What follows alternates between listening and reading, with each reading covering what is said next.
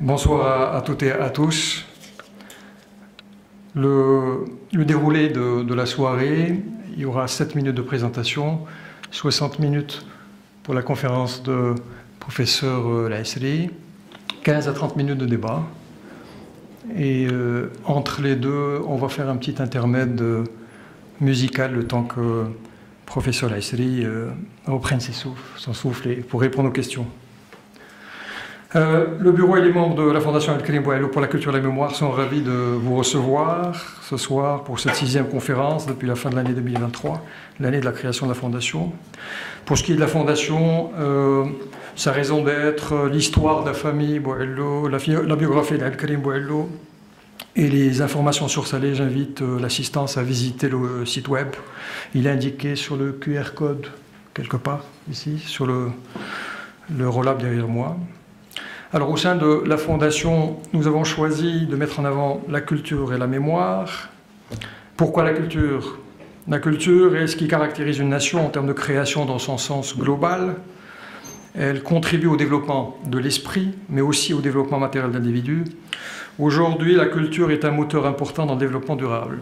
Le sens premier de la culture, il est lié à la terre et sa transformation pour donner des fruits et légumes dont a besoin l'homme avec un grand H. Cette notion de transformation peut être appliquée directement à l'homme. Grâce à la culture, l'homme se transforme, éveille sa curiosité intellectuelle, sa conscience et son appartenance identitaire. L'avantage de la culture est qu'elle ouvre la voie à l'échange, ou de l'échange culturel, qui permet de comprendre la culture d'autrui, et donc la tradition d'autrui, pour un meilleur vivre ensemble. La culture, c'est ce qui permet de développer la pensée humaine pour que les hommes et les femmes se connaissent mieux, cohabitent, sachent bien bâtir main dans la main un monde meilleur où règne la beauté et la sagesse. Et Dieu sait que le monde d'aujourd'hui a besoin de beauté et de sagesse. Un homme sans culture est un arbre sans fruit, disait Antoine de Rival, écrivain, journaliste, disciple de Voltaire. Et un arbre sans fruit finit par périr. Il faut impérativement que nos jeunes générations comprennent que la culture n'est pas un luxe, n'est pas la panacée de l'élite ou de la bourgeoisie, bien au contraire. Le Maroc a cassé depuis 1999 le plafond de verre imposé aux pays africains en développement dans l'accès à la culture. La culture permettra aux jeunes générations de changer leur regard sur les femmes et leur rôle dans la société. Après manger, boire, accéder aux services universels, la culture est un droit. Il faut juste le vouloir et comme dirait le philosophe Schopenhauer, tout est l'expression d'une volonté. Il y a de plus en plus de lieux de culture au Maroc, de plus en plus de musées nouveaux ou réhabilités, de plus en plus de galeries d'art. Et ce lieu dans lequel nous sommes ce soir, ce haut lieu de la culture et de la connaissance, n'est que l'illustration de ce que je viens de dire. Alors pourquoi la mémoire? La mémoire est le processus pour conserver, se rappeler des choses passées. La mémoire est transmise par l'écrit, la parole, par des hiéroglyphes, par des gravures. Elle est conservée dans des livres, des parchemins, des écrits en tout genre. Et il est important de connaître et de perpétuer la mémoire pour mieux appréhender l'avenir.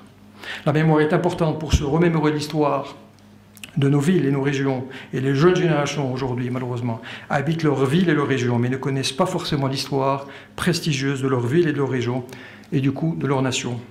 La mémoire est le présent du passé. C'est la faculté de se souvenir et de transmettre. Et on est ce soir dans la transmission avec professeur Ferry Laïsri. Pour ce qui est du sujet du jour, à savoir le Maroc conjugué au féminin pluriel. Depuis l'indépendance, il y a eu des dynamiques sociales. Excusez-moi, c'est bien cela. Depuis l'indépendance, il y a eu des dynamiques sociales et des évolutions progressives du statut de la femme dans le contexte musulman qui est le nôtre. Il n'empêche que des dissymétries entre les hommes et les femmes existent au Maroc et ailleurs, par les faits, les chiffres, et le rapport culturel qui existe encore dans la société, le rapport à la femme. La pluralité féminine au Maroc est consacrée dans le préambule de la Constitution marocaine, par sa tradition religieuse, musulmane, juive, et j'irai même plus loin, avec les minorités religieuses, parce que Sa Majesté le Roi est bien le commandeur des croyants et non des musulmans. La pluralité s'exprime aussi par l'arabité, par la mazirité, l'origine hassani. Et c'est ce qui participe à la force du Maroc. Nous avons au Maroc des femmes conservatrices et qui assument ce conservatisme. Et nous avons également, fort heureusement, des femmes militantes modernistes qui poussent le modernisme à ses confins. L'existence de ces deux bords enrichit les débats au sein de la société marocaine. Il faut juste éviter les extrémismes et les visions de rejet que peut avoir l'une ou l'autre partie. La différence ne doit nullement vouloir dire complot, opposition à tout va, blocage en tout genre. La différence est un enrichissement, c'est un chemin vers le perfectionnement, lorsqu'il y a de la bonne foi, bien évidemment, et lorsque l'intérêt de la nation prime avant toute chose. Je résumerai cela en disant que les femmes au Maroc doivent avoir la foi joyeuse, heureuse, d'un côté, et de l'autre, un militantisme constructif et ouvert. Le monde bouge dans tous les sens. Il est devenu disruptif, pour ne pas dire imprévisible, agile, hautement technologique. Et il impose une forte autonomisation des femmes citadines et des femmes rurales. Et je ne peux pas ne pas mentionner ici le rôle joué par l'INDH dans le changement de la vie d'une grande frange des populations féminines et rurales. Je rappelle au passage que le niveau de maturité des femmes au Maroc n'est pas venu au hasard. Il est le résultat du travail et du militantisme réfléchi, soutenu de plusieurs femmes marocaines. Je ne vais pas citer celles qui sont encore de notre monde, car elles sont nombreuses et je risque d'en oublier. Par contre, celles qui nous ont devancées, dont le travail est resté bien ancré dans l'histoire du Maroc pour avoir remis en cause l'inféodation des femmes aux hommes. Je pense notamment à Malika El Fassi, figure du mouvement de libération nationale, signataire du manifeste, la seule femme signataire du manifeste de l'indépendance. Elle avait dit à l'époque: sans éducation, les femmes ne peuvent être ni les compagnes idéales des hommes, ni de bonnes éducatrices des générations futures. Et en 1955, elle revendiquera le droit de vote pour les femmes auprès de feu Mohamed V. Une pensée également pour Thierry Echaoui, la première femme pilote du monde arabe, 1936-1956. Et enfin, the last but not the least, Fatima El-Mernissi, la grande universitaire, sociologue et féministe marocaine. D'ailleurs, un dernier livre vient de paraître, édité par un professeur à l'Université de Californie sous le nom de Fatima El-Mernissi for Our Times. Sans oublier, professeur, les femmes oubliées ou méconnues, tantôt reines, tantôt vizirs, régentes, médiatrices dans l'histoire du Maroc. Je vais citer quelques-unes. Tin Hinan, la reine des Touaregs, Fatima Fihriya, la fondatrice de l'université, première université du monde arabe, musulmane au IXe siècle, Zeynab Nefzaouia, la fondatrice de Marrakech, importante figure de la dynastie des Almoravides, c'est l'une des femmes de Youssef Ben Tachfin. Seyid Al-Hourra, la reine corsaire, c'est une princesse d'origine maroco-andalouse ayant vécu durant la reine des Ouattassides, et elle a régné sur la ville de Chefchaouen. Shamsi Zouaouia, qui régnait sur les Beni Nassen au XIVe siècle. Lalla Aziza Sksaouia, médiatrice, et on l'appelait amie de Dieu. Khenata Ben Bkar, qui était conseillère de son conjoint Moulay Ismail pendant un demi-siècle. Elle a dirigé le Maroc pendant 16 ans en tant que régente. Kharboucha, bien évidemment, l'esclave rebelle. Après cette présentation, professeur, en vrac, la parole est à vous, et je suis sûr, cher professeur, que la vôtre sera bien structurée et brillante. J'ai dit merci.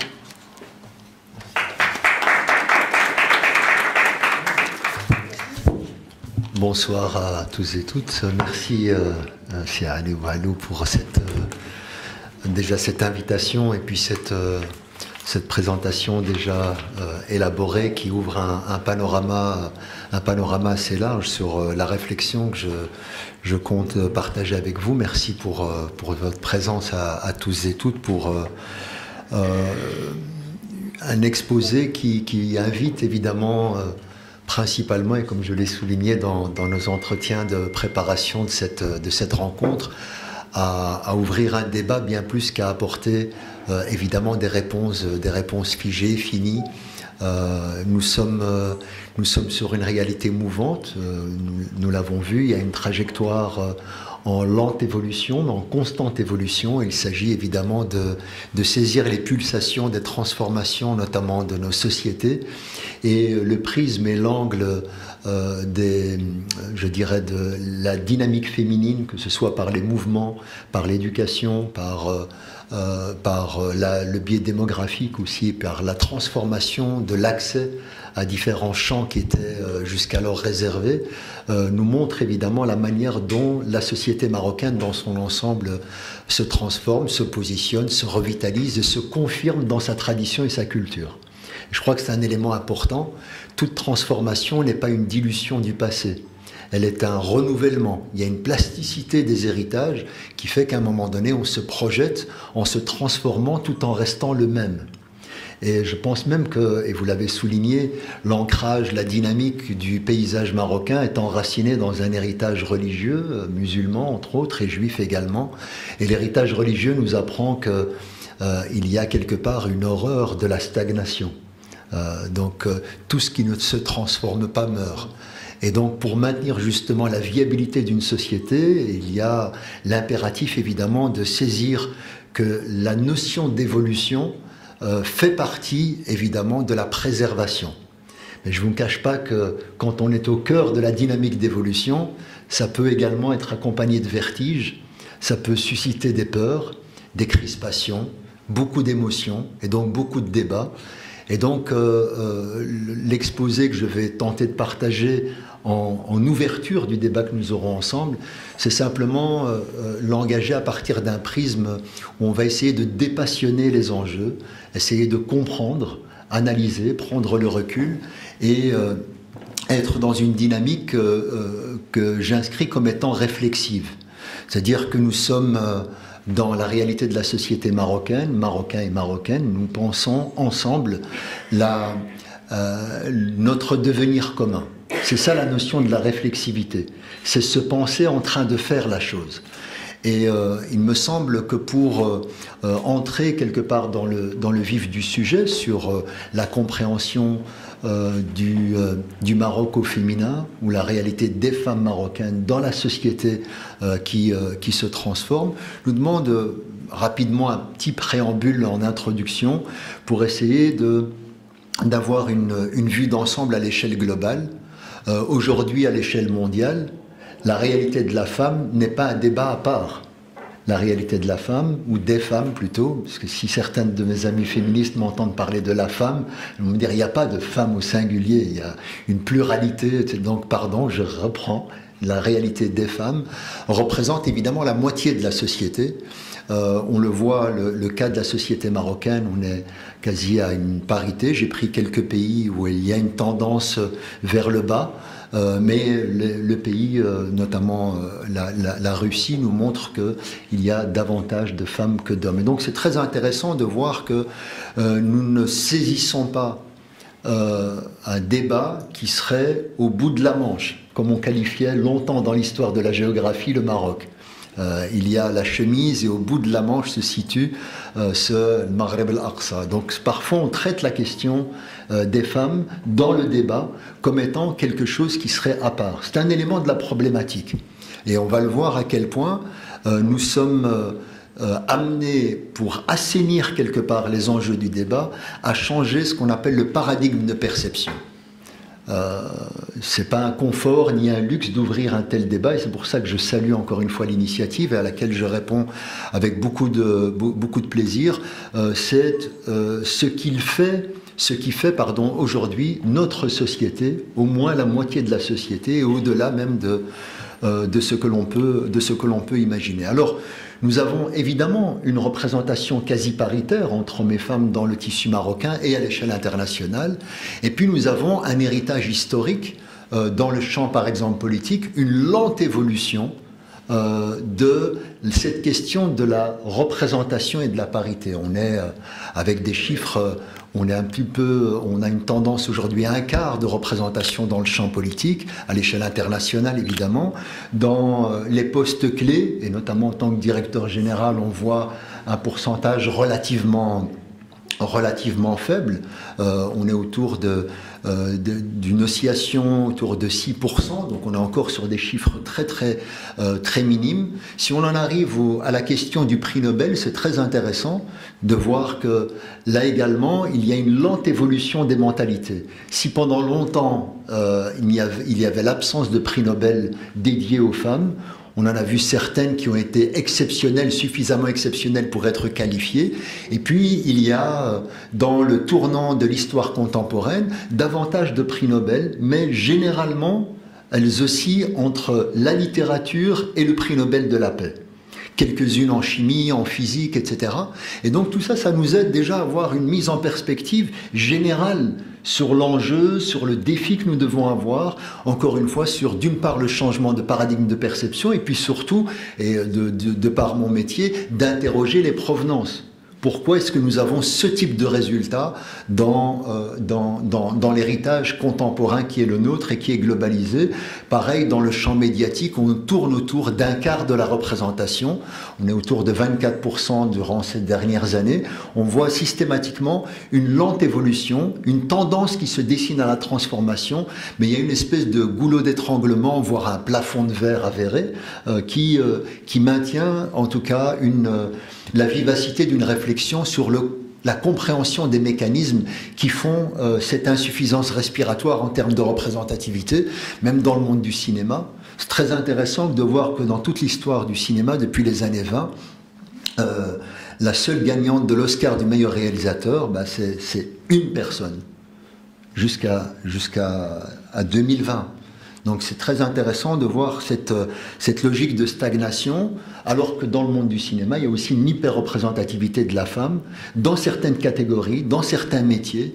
Et donc on voit bien qu'il reste malgré les discours, la question de l'égalité, etc., un héritage qui a la dent dure et qui nous met devant une logique, je dirais, quasi bicéphale.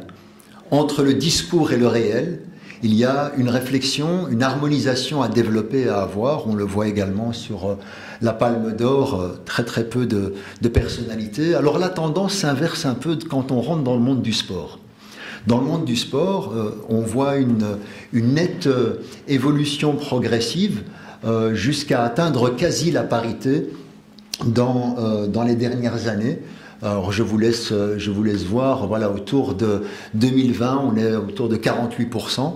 Alors c'est très intéressant qu'il y ait une évolution significative en termes de représentation dans le monde du sport, mais quand on arrive à la question des salaires des sportives, on retombe dans une configuration assez intéressante. Vous voyez là, on sont dans 32 équipes masculines, on est autour d'une enveloppe de 400 millions de dollars et même 10 fois moins et plus pour la question donc, du salaire des femmes. Et donc ça c'est très intéressant de voir comment se structure, je dirais quasi, un mécanisme de discrimination structurelle qui a beau jeu quelque part d'avoir un discours qui finalement va démontrer le contraire.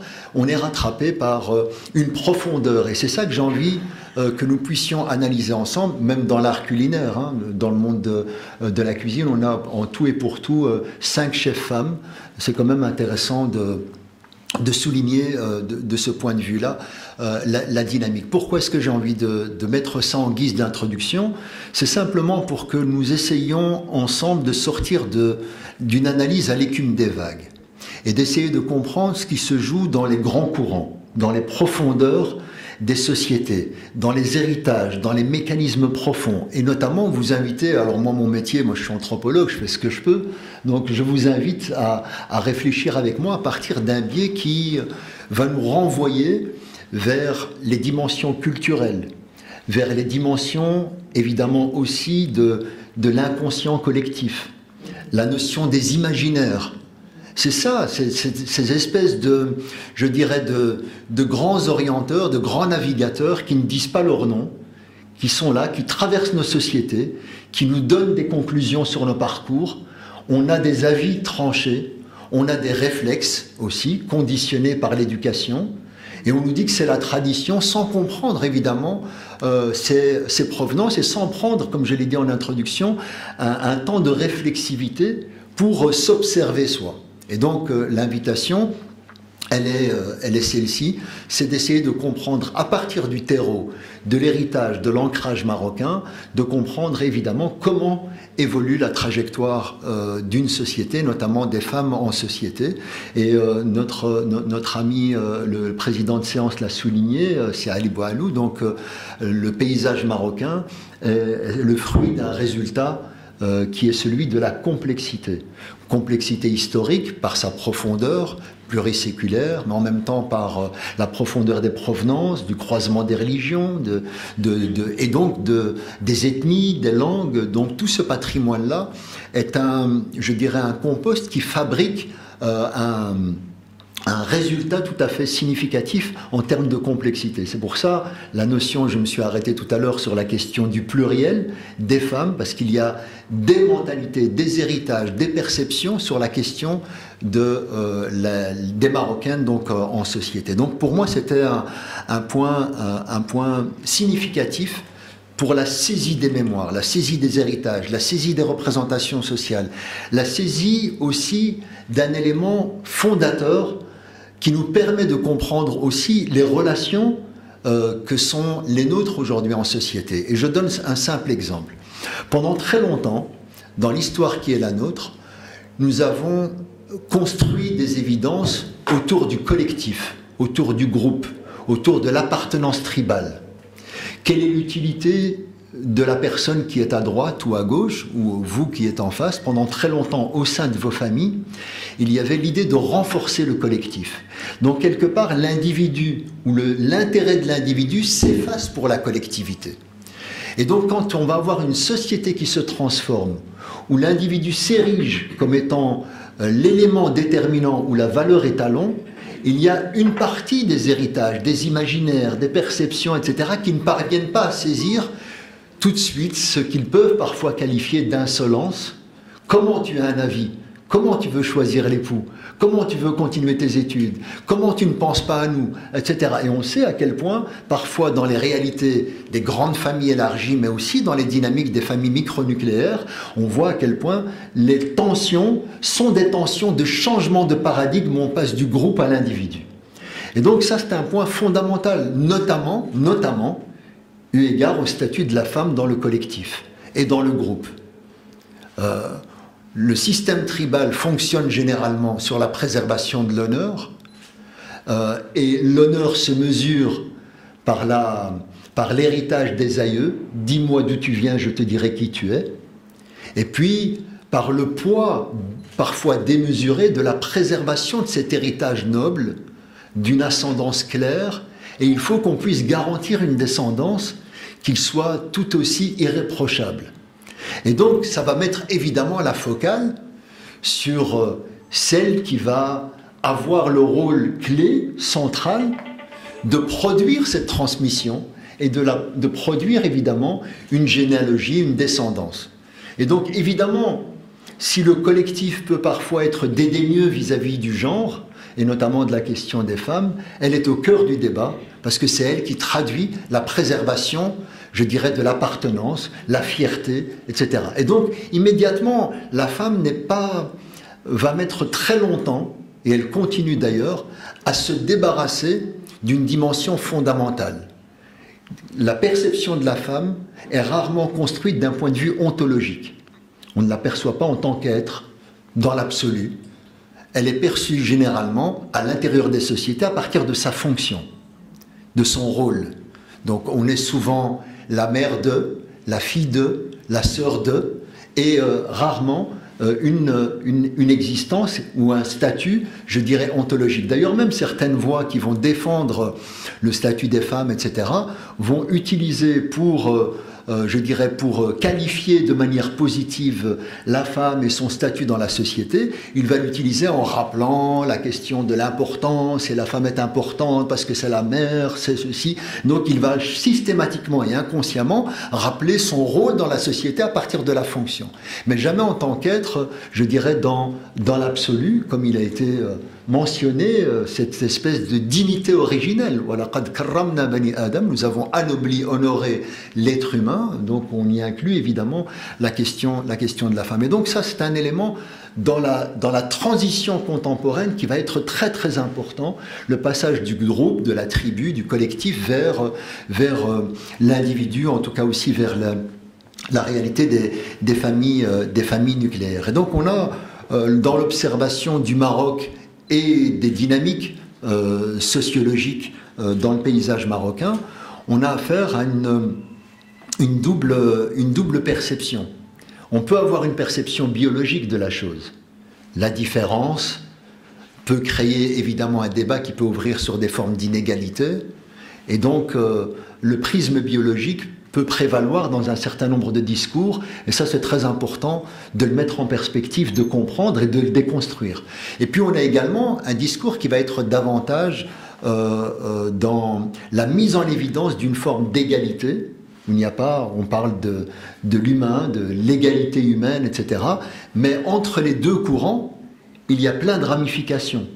C'est pas toujours clair. C'est pas parce que le propos est clair que ce qu'on met derrière la définition et le concept est très clair. Et donc on a un panel très large de définitions, de compréhension, etc. Et ce que je dis souvent parfois dans les débats, même dans le cadre de l'interreligieux ou dans des langues différentes, c'est pas parce que tu parles de human beings que ça veut dire exactement la même chose que chez moi l'insan ou le bashar. Qu'est-ce que ça veut dire? Derrière l'évidence des mots, parfois derrière l'évidence d'une langue que nous partageons en commun, nous n'avons pas toujours les mêmes définitions. Donc c'est important d'interroger, à mon sens, les évidences. Qu'est-ce qu'on entend quand on dit les femmes, et notamment les femmes en société, et donc qu'est-ce que ça traduit comme arrière-fond? Pour moi, le prisme culturel est fondamental. On a une variété de cultures dans l'histoire du monde et dans la réalité contemporaine, et ces cultures sont quelque part le terreau, le substrat à partir duquel on peut commencer à comprendre « dis-moi dans quoi tu es imbibé et je te dirai de quoi tu dois sortir et par quoi tu es paramétré ».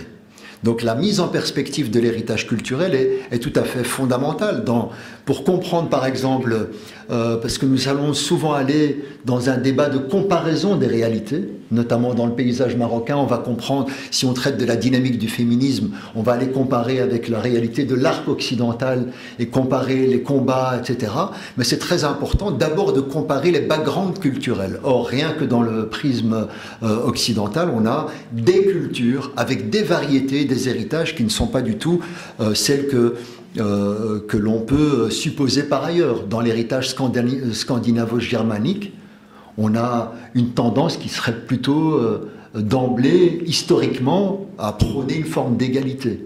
Donc dans la réalité gréco-romaine, on a aussi tout un héritage et un background et un passif qui est très important. Et puis dans la réalité judéo-chrétienne, on a aussi des biais desquels l'histoire contemporaine, et notamment du féminisme et les 68 arts et toute la dynamique qu'on a vu se dessiner en Europe, réagit en fonction de ces balises et de ces héritages-là. Donc c'est très important de comprendre que les mouvements féministes, notamment en Europe et en Europe occidentale, dans un environnement plutôt catholique, réagissent à la réalité biblique d'Ève. On est devant la Genèse biblique. C'est un héritage qui est très lourd et qui a paramétré pendant des siècles une certaine perception du féminin dans la société. C'est ainsi qu'on comprend un certain nombre d'héritages, la chasse aux sorcières, la réclusion, la structuration du mariage. Il y a énormément d'éléments qui sont à prendre en ligne de compte.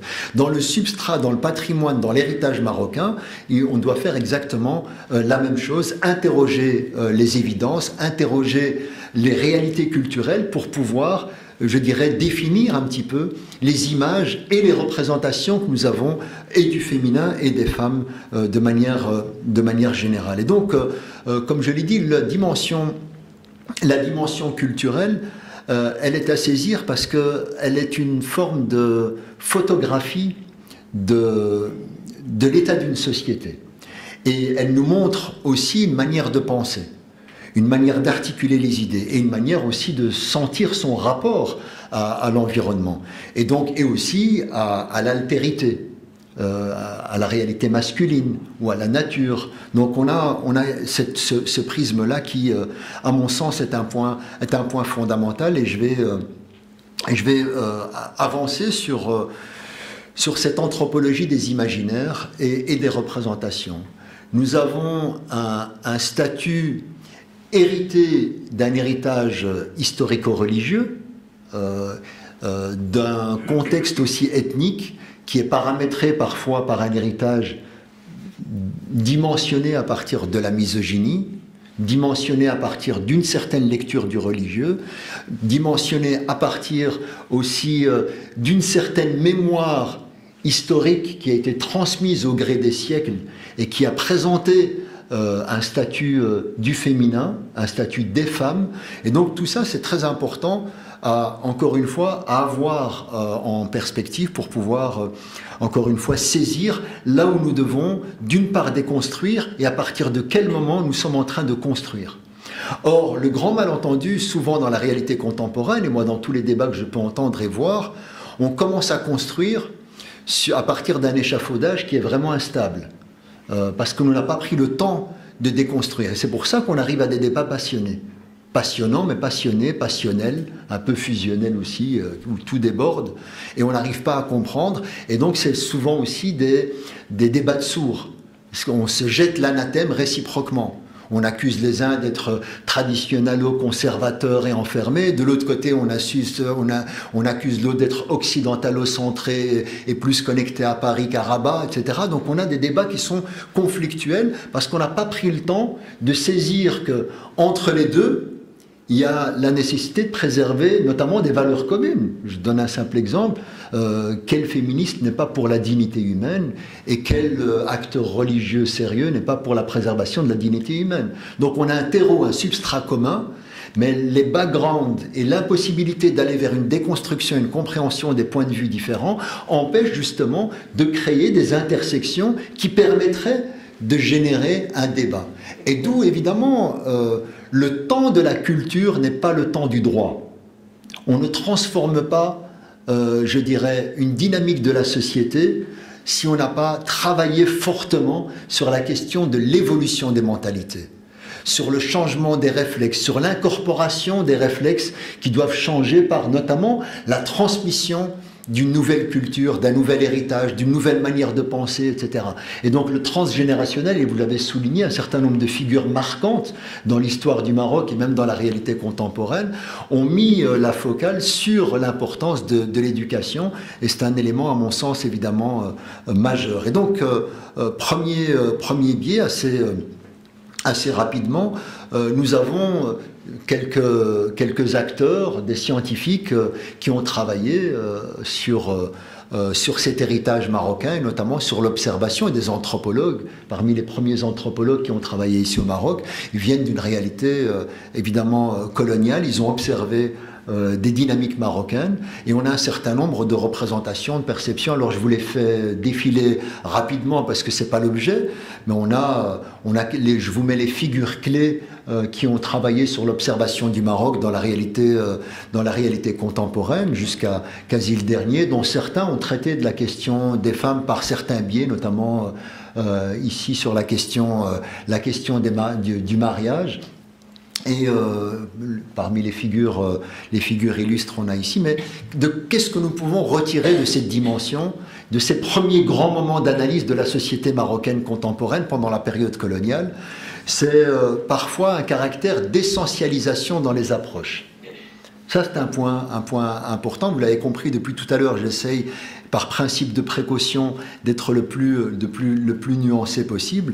C'est qu'on a parfois été un peu vite sur la caractérisation des comportements, des attitudes, de ce qui qualifie quelque part le tamarabisme. C'est quoi être marocain finalement? On a essayé de mettre en avant le caractère des Marocains, l'âme marocaine, l'esprit marocain, le style religieux marocain, l'islam marocain, etc. Et on retombe finalement avec des acteurs et des sociologues comme Paul Pascon, où il nous met en évidence ce que j'ai dit en introduction. On a affaire à une réalité composite. c'est une société composite qui est plurielle, qui est complexe. Et donc, pour appliquer cette dimension-là et comprendre notamment le patrimoine marocain, qui est issu d'un substrat relativement complexe, eh bien, nous montre déjà qu'à la sortie de l'héritage colonial, à la sortie évidemment, ou surtout là aujourd'hui du XXe siècle, 19e, 20e siècle, nous sommes aussi dans une sortie des logiques tribales. Ça, c'est un point important qui va se construire petit à petit et que l'on va observer. Donc il faut d'une part déjà entendre cet héritage du Maroc colonial, qu'est-ce qu'il a dessiné, qu'est-ce qui s'est fait dans cet héritage-là. Vous avez cité un certain nombre de noms tout à l'heure. Il y a eu de grandes figures de la résistance, des dynamiques de résistance féminine importantes. C'est l'ensemble de la société marocaine qui a été mobilisée. C'est très important de comprendre qu'il n'y a pas eu une prise en charge d'une partie de la société marocaine pour la résistance du collectif. Ça a été une résistance globale dans laquelle hommes et femmes se sont impliqués. Il y a un travail important qui a été fourni et beaucoup d'éléments, je dirais, historiques sont mis en évidence dans ce sens-là. Donc, première des dimensions, nous avons un héritage important et puis nous avons un questionnement sur la société marocaine contemporaine. La société marocaine contemporaine, issue de cet héritage, va se construire par à-coups. Donc les premières figures, les premières organisations, les premiers syndicats, les premiers investissements dans les partis politiques se fait progressivement dans, quelque part, l'angle mort de la nécessité du moment qui était la construction du Maroc post-indépendance. Ensuite, on va voir je dirais des parenthèses, des segments se construire à partir des années 60, des années 70, les premières dynamiques qui se structurent davantage. Et puis, tu l'as soulevé en mettant en avant quelques figures, à partir des années 80, des tournants importants. On va intellectualiser, comprendre un certain nombre de changements. Et tu as eu le bonheur de citer Feu Fatima Mernissi, Allah rahma, donc des figures qui vont apporter, contribuer au paysage. Je pense que cette personnalité est une personnalité paradigmatique. Parce que, à mon sens, et je parle en mon nom seulement, je pense que c'est une des rares figures qui a été à la jonction de plusieurs mondes et qui a su opérer une forme de synthèse entre l'héritage religieux, la nécessité, je dirais, des revendications féministes et d'articuler ça, je dirais, dans un composite fiable et viable et qui met en perspective, je dirais, quasi une feuille de route sur la bonne praxis. Donc, Allah rahma. Mais en tout cas, voilà, son héritage est là. Je pense qu'il est intéressant de le prolonger. Aujourd'hui, la réalité de la société marocaine, en 2023, les derniers chiffres que j'ai en ma possession, donc c'est, je l'ai dit, on est devant une parité. Donc la société va, dans la réalité postcoloniale, se transformer, comme je l'ai dit, par grandes étapes, se transformer de manière endogène. À l'intérieur de la dynamique sociale marocaine, un certain nombre de courants se font. Elle se fait aussi en résonance à partir de ce qui se fait par ailleurs, à l'échelle régionale ou internationale, donc par l'acheminement aussi d'idées, de culture, et aussi, on peut le souligner, par le biais même du cinéma. On transforme le regard, la perception qu'on a du féminin, et on a affaire évidemment, par cet héritage-là, par cette transformation-là, à l'émergence de figures, effectivement, comme Fatima Mernissi ou autres.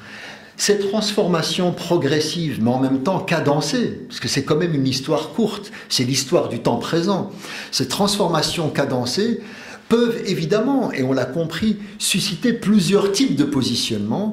Alors on peut les traduire de manière duelle entre, d'une part, des tensions, voire des résistances par rapport aux évolutions de ces sociétés, et puis évidemment une volonté de continuer. Donc avec des revendications, on n'a pas encore été assez loin, c'est pas suffisant, on n'y est pas encore arrivé, ou d'autres qui vous disent ça va trop loin. On transforme, on entend des discours sur j'aime bien la formule de Salkh al-Hawiya, le fait d'être déshabillé de dépecer de son identité, etc. Et donc il y a parfois des tensions qui se manifestent dans ce sens-là. La question qu'on doit se poser, c'est qu'une idée n'existe pas en apesanteur. Une idée est toujours enracinée dans des héritages et dans des modèles. Et le cœur du débat se joue là. La revendication, notamment féministe dans le paysage marocain, c'est pas tant l'idée qui pose problème. C'est comment est-ce que tu traduis cette idée? À partir d'où? Quel modèle tu veux traduire dans la réalité de la société? Et c'est là où, évidemment, le travail s'opère. Et on le voit, l'ensemble des sociétés musulmanes bougent, le Maroc en l'occurrence, et ces transformations ont été très importantes dans l'accompagnement du statut des femmes dans la société en général. Alors, un des éléments les plus importants, et je vous l'ai dit tout à l'heure, le passage du groupe à l'individu, c'est aussi un très grand changement, c'est notamment la question de l'exode rural. L'exode rural qui va transformer complètement le paysage marocain en moins d'un demi-siècle. Où on peut même le voir autrement, une urbanisation densifiée, accélérée, qui est assez inédite dans l'histoire du Maroc. Ça, c'est un élément structurel qu'on doit prendre en ligne de compte. C'est très différent, vous savez, quand vous vivez dans un riad familial dans telle région du Moyen Atlas, ou lorsque vous vous mariez, je vous donne un simple élément clé, lorsque vous vous mariez en tant que garçon, eh bien vous restez dans le foyer familial, parce que vous avez votre orfa qui est dédié, votre chambre à l'étage. Et l'épouse arrive, elle enrichit le clan, elle enrichit la famille. Et notamment par votre descendance, le collectif s'agrandit et s'enrichit. D'accord ? La femme, il faut gérer pour maintenir l'honorabilité, jusqu'à atteindre quelque part l'âge où elle peut enrichir le clan de l'autre, le village de l'autre, la famille de l'autre. Et elle ne reste pas dans l'environnement. Et donc c'est très intéressant que nous avons un héritage où le garçon a une présence structurelle au sein de la famille et la fille a une présence conjoncturelle. L'impact sur l'éducation, on va essayer de transmettre les bons usages pour devenir une bonne représentante de nous dans la famille de l'autre. Ça impacte sur... on a un dîner à table...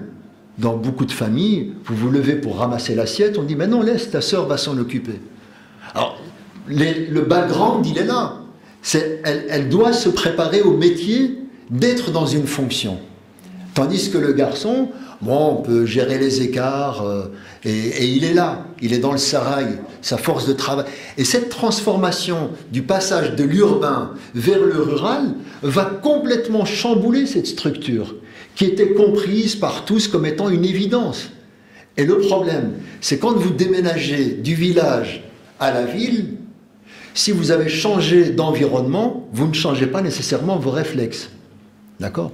Et donc ces réflexes restent dans des mécanismes qui peuvent être traduits dans des logiques même de violence qui peuvent être symboliques ou effectives.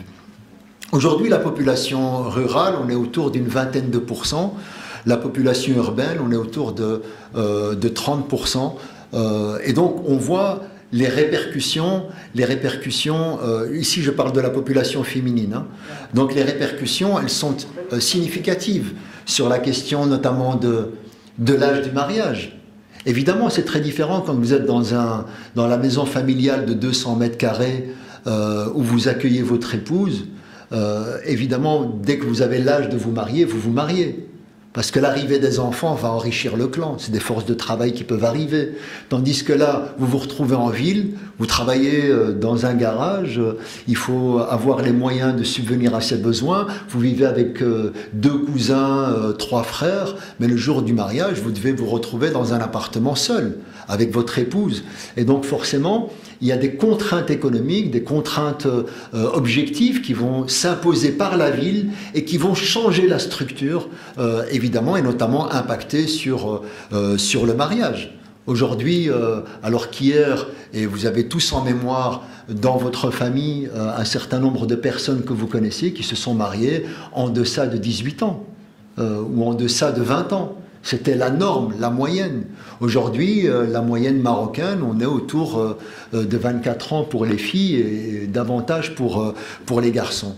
Donc, cette transformation du moment du mariage, parce qu'il faut réunir nouvellement des conditions de mariage auxquelles on n'a pas été habitué dans l'histoire. Le mariage était une prise en charge collective. Aujourd'hui, elle traduit une forme de responsabilité de l'individu qui peut même renvoyer à une forme de nouvelle virilité dans le paysage urbain. avec toute la violence symbolique que ça peut supposer. On peut le voir dans d'autres sociétés. Dans les pays du Golfe, c'est quelque chose qui est très marqué, au point où il y a même des prises en charge collectives pour traduire le mariage. On le voit, regardez l'impact sur les natalités. Évidemment, pareil, ceux qui faisaient la fortune du clan par le nombre d'enfants devient aujourd'hui une contrainte dans un appartement de 2 pièces, dans un quartier des banlieues de Casablanca ou de Rabat.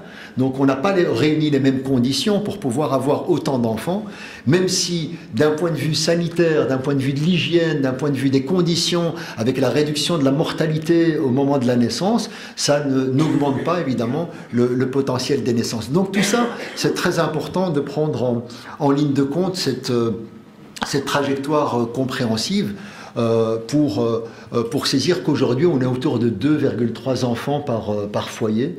On se rapproche davantage de nos voisins, les chiffres européens, notamment aussi dans un certain nombre de pays du Golfe. Là, on est plus ou moins dans une logique paritaire. Et donc, on a affaire à une transformation, je dirais, assez radicale de la société. Et c'est ça que j'ai envie d'essayer que l'on saisisse ensemble, c'est que nous avons affaire à des transformations avec plusieurs mécanismes qui se déroulent en même temps. C'est ça les dimensions complexes. La transformation du regard sur les femmes en société, la transformation de la société, la transformation de soi en société, et le manque de temps pour mettre tout ça en perspective et comprendre ce qui est en train de se jouer.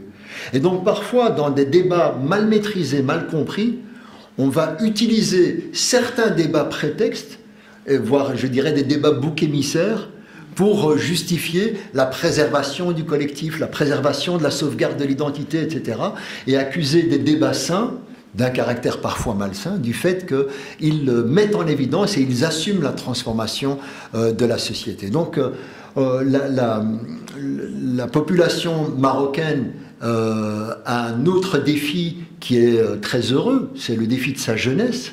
Une bonne partie de sa jeunesse est là, elle est forte, elle s'affirme et elle annonce un certain nombre de transformations qu'il est impératif d'accompagner. Nous ne sommes pas dans une société qui est paramétrée quelque part par l'inversion de la pyramide des âges. On est encore dans une tendance, même si on commence à voir émerger un rapprochement vers des dynamiques où le taux d'espérance, comme il se rallonge, et la réduction de la natalité, la transformation de la société marocaine est là. Mais malgré tout, il y a une forte dynamique jeune qui est présente et que l'on retrouve aujourd'hui au travers de l'expression des femmes, à travers un éventail très très large de la société. Donc l'implication, la féminisation de l'enseignement est un autre élément, je dirais, de la révolution en termes de perception. L'urbanisation, l'enseignement, l'accès à l'enseignement est un élément fondamental. Je vous donne ici rapidement quelques chiffres, mais je pourrais partager avec nos collègues de la Fondation l'ensemble des supports statistiques sur lesquels je me suis basé et les rapports pour pouvoir les rendre disponibles à tout un chacun. On voit cette nette augmentation. Je n'ai pas pris les chiffres des années précédentes, mais il y a parfois une évolution assez drastique qui montre évidemment l'autonomisation de la pensée, la capacité de pouvoir prétendre à des postes clés qui n'étaient pas envisageables il y a encore une vingtaine d'années, etc. Donc tout ceci accompagne une transformation et une logique des revendications qui ne sont plus simplement des revendications utopistes, qui deviennent des revendications applicables et à appliquer dans l'immédiat, parce qu'il y a un effet je dirais, de nécessité qui est présent et que l'on doit prendre en ligne de compte. On peut le voir dans le domaine de l'enseignement et d'ailleurs même sur certaines niches en particulier, l'émergence de profils féminins est hautement classée, même à l'échelle internationale. Je pourrais en dire un mot, notamment dans le domaine de l'ingénierie. Dans le monde du travail également, on voit une transformation et un rallongement de l'âge de vie au-delà de 60 ans qui est assez important. Une fois qu'on a dit cela, transformation avec des éléments positifs intéressants qui nous mettent devant des défis importants. Une fois qu'on a dit cela, vous vous rendez compte la rythmique de la transformation, à quel point elle est inéluctable d'une part, elle est structurelle, Mais d'un autre côté, lorsqu'on va interroger la jeunesse, et il y a des rapports, notamment, je pense à un des derniers rapports du HCP qui va dans ce sens-là, sur la question de l'égalité homme-femme, le pourcentage est très important qui manifeste encore une non-évidence de l'égalité entre les hommes et les femmes.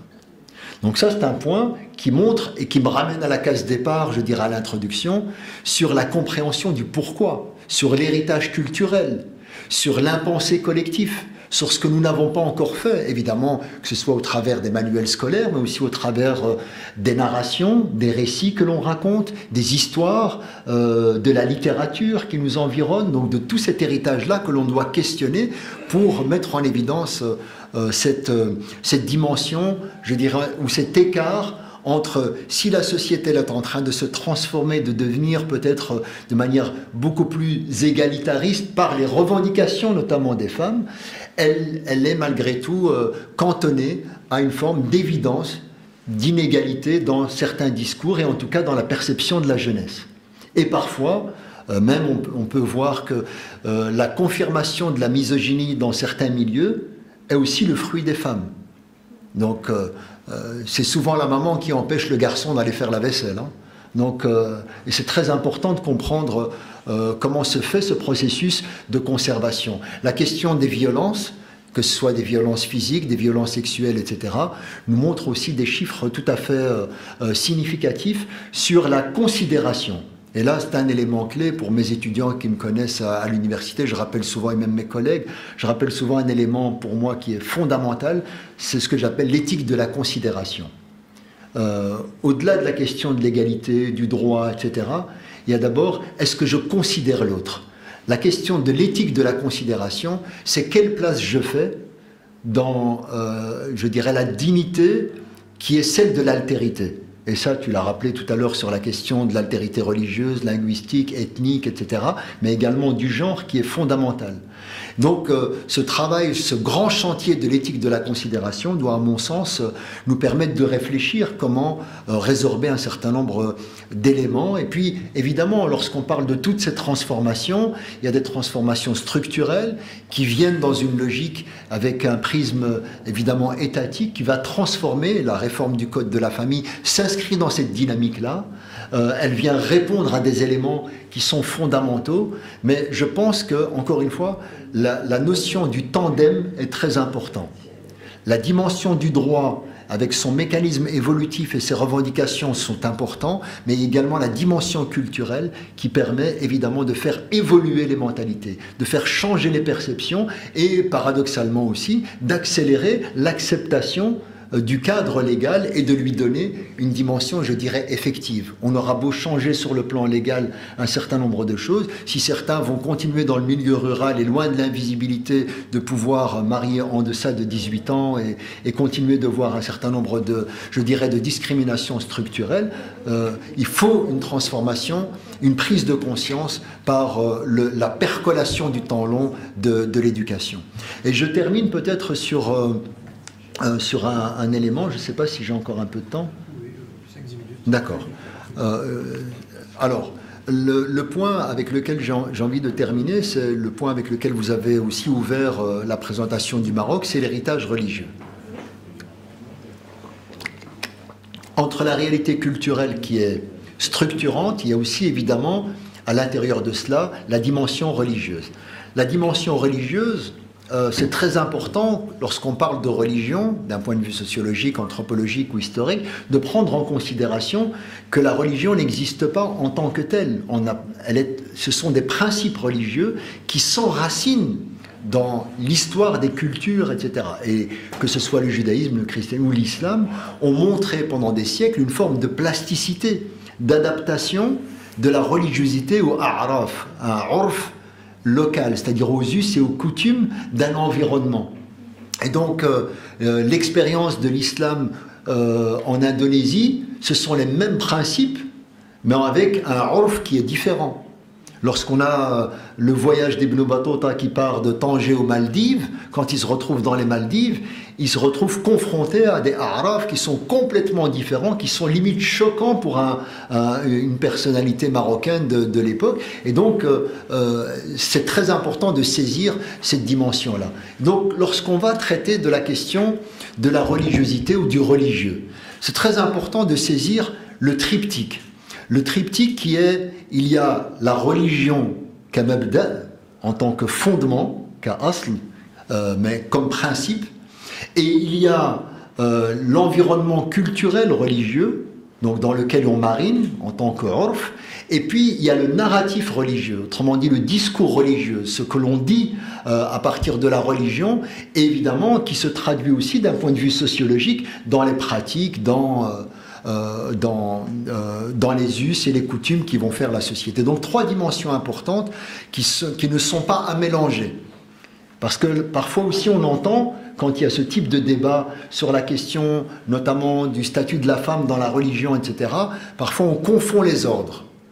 On est en train de dire un certain nombre de choses sur le texte alors qu'on parle de discours, ou bien on parle de discours mais en même temps on est en train de pointer une expérience religieuse héritée, et donc on confond quelque part les magistères. À mon sens, c'est très important de clarifier ces notions-là, et donc de comprendre que l'expérience religieuse marocaine est non seulement un héritage historique profond, un héritage avec une empreinte et un marqueur d'école tout à fait particulier. Vous le savez, quand on parle de l'islam marocain, on parle d'une particularité dogmatique, juridique et mystique. Donc la question de l'ash'arisme sur le plan dogmatique, la question du malikisme sur le plan juridique, et la question du tasawwuf sunni, du junaïdisme sur le plan de la mystique, et notamment du soufisme marocain. Donc on a, quand je parle de ces dimensions-là, évidemment ce sont des dimensions partagées avec d'autres pays à travers le monde musulman, etc. Mais cette empreinte, ce triptyque-là, permet quelque part de comprendre l'ossature sur laquelle reposent notamment les coutumes, les us et les héritages marocains, et à partir duquel vont s'exprimer un certain nombre de discours religieux et les sociétés qui vont commencer à lire cet héritage-là. Donc lorsqu'on va observer à partir de ce biais et de cet ancrage religieux, peut-être juste un élément que j'aime beaucoup rappeler dans le cadre des débats avec les étudiants, c'est lorsqu'on, notamment, on est sérieux avec les textes, un petit peu, et qu'on commence à rentrer sérieusement dans la lecture des textes. On se rend compte parfois qu'il y a un écart entre les représentations que nous avons, je dirais le ta'wil ou le tafsir populaire, et puis le tafsir dans le nas. Le tafsir, l'exégèse dans les textes, n'est pas l'exégèse qu'un certain nombre peuvent véhiculer. D'accord ? On a, par exemple, lorsqu'on va, rappelez-vous ce que je vous ai dit dans l'héritage judéo-chrétien et gréco-romain, et notamment dans le champ catholique, et je vous promets, j'en ai pour quelques minutes et j'ai terminé.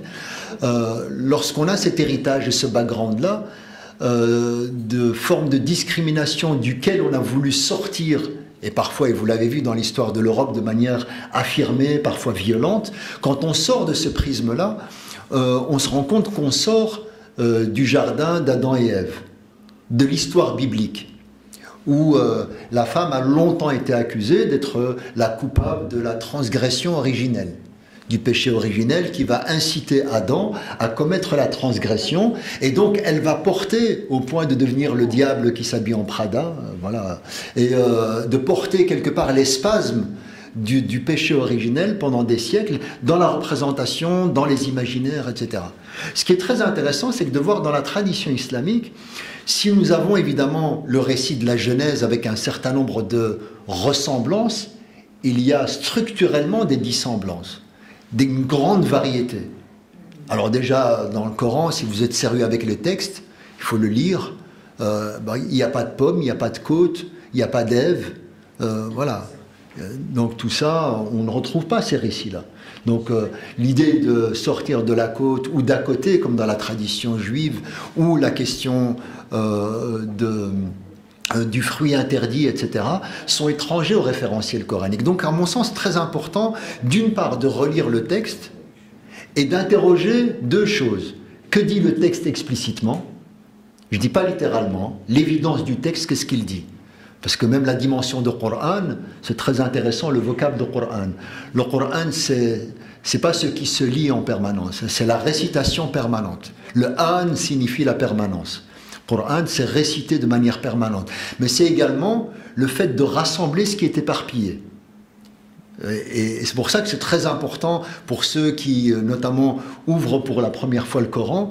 Il est formidablement déroutant. Il vous amène sur une thématique, puis vous vous retrouvez avec un autre récit, puis un autre, et puis 20 pages plus loin, vous retombez sur le récit du début, etc. Ça fait partie, évidemment, d'un caractère déconcertant lorsque vous immergez dans le Coran.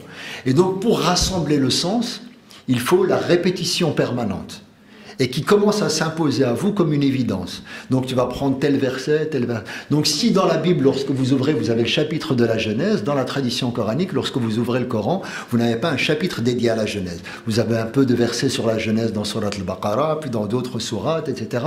Et donc il faut rassembler l'ensemble pour construire quelque part une forme d'évidence. Donc lorsque vous êtes sérieux avec le texte et que vous faites ce travail, à la relecture, on se rend compte de plusieurs choses. On a la présentation de deux réalités quand on va parler de l'anthropologie coranique. On a la notion de l'bashar et de l'insan. L'bashar, c'est ce qui est contenu à l'intérieur de l'bashara.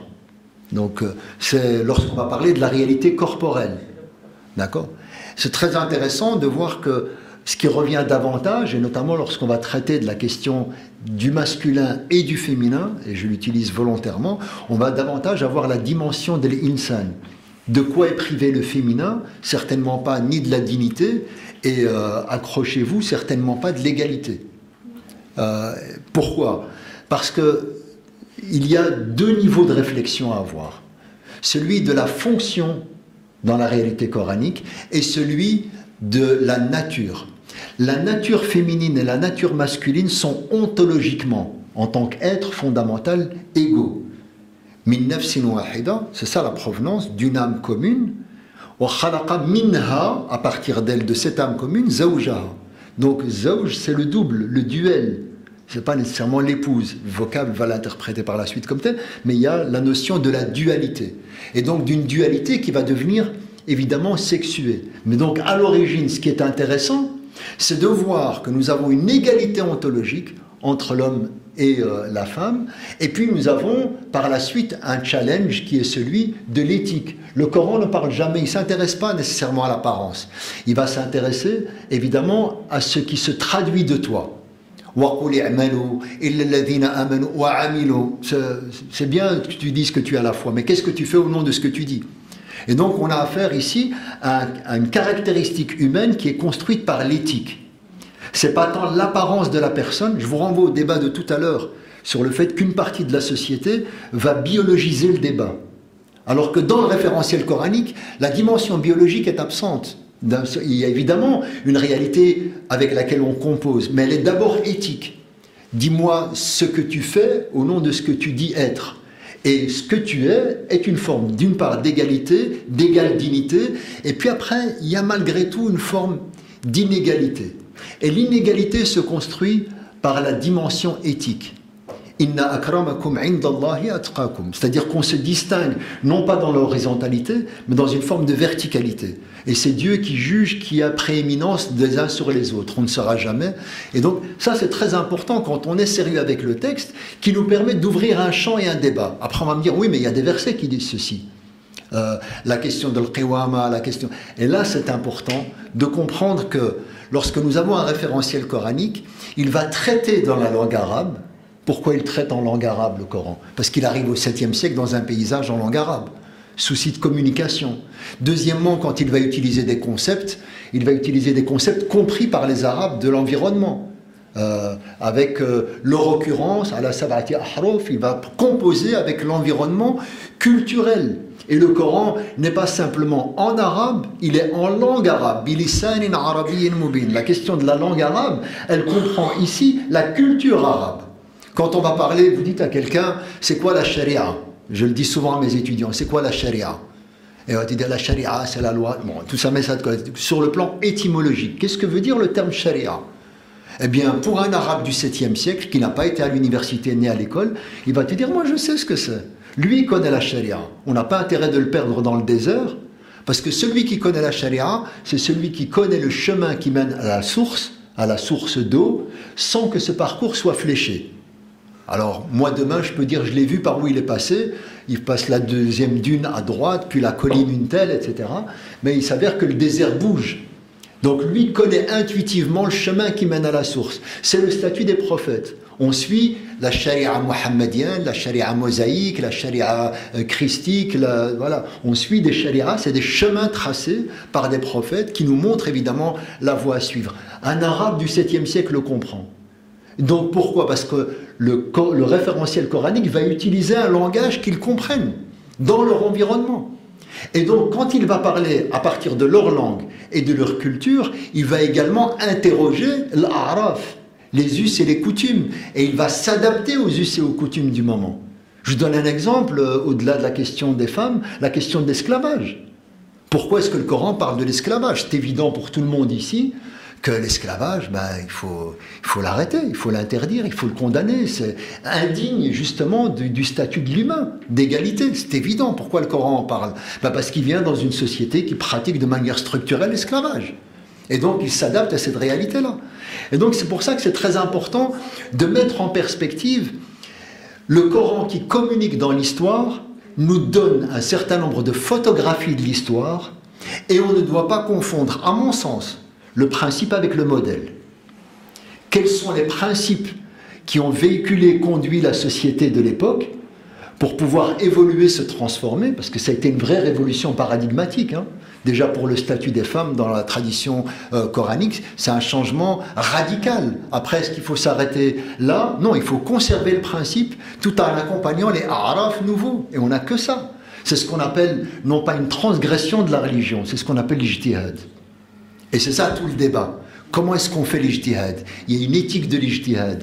Il y a des outils à maîtriser pour pouvoir conceptualiser les transformations. Et je pense que s'il faut terminer sur une conclusion ou un plaidoyer, ce serait davantage d'élargir de façon mernicienne, à la Fatima Mernissi, les angles d'intersection entre le monde des ulama et celui des revendications légitimes d'un certain nombre de femmes en société pour pouvoir trouver les angles et poser des questions plutôt que d'aller dans des logiques d'anathémisation. Et pour ça, moi notamment, parmi les points aussi que je mets en évidence, beaucoup avec le débat avec des collègues, amis féministes, etc., c'est de prendre aussi, encore une fois, non pas simplement de condamner un certain nombre d'éléments qui peuvent être jugés discriminants, misogynes et que l'on associe à la religion, d'abord clarifier c'est quoi, et puis la deuxième des choses, c'est plutôt que d'utiliser des intermédiaires, c'est rentrer dans une logique immédiate du texte. Prenez les textes au sérieux et vous allez voir que le débat est beaucoup plus intéressant sur le plan de la revendication, parce que lorsque vous allez parler à l'altérité que vous pensez être figée, vous allez comprendre qu'en utilisant l'un ou l'autre verset comme une évidence, celui de l'égalité ontologique, vous pouvez trouver des terreaux communs sans nécessairement vous positionner à partir d'un autre modèle. Et c'est ça le tamghalabisme féministe. C'est de dire, moi, je suis du terreau, de l'intérieur, avec un héritage religieux, culturel, et je parle le même langage. Et on parle ensemble sur aussi la préservation du patrimoine. Et donc, parfois, dans la revendication de l'égalité, dans la revendication aussi de l'évolution du droit, etc., il y a aussi une forme de fidélité à conserver les principes qui est celui de maintenir la volonté divine en forme de préservation de la dignité de tous. Et c'est à mon sens un des grands challenges sur lesquels nous sommes encore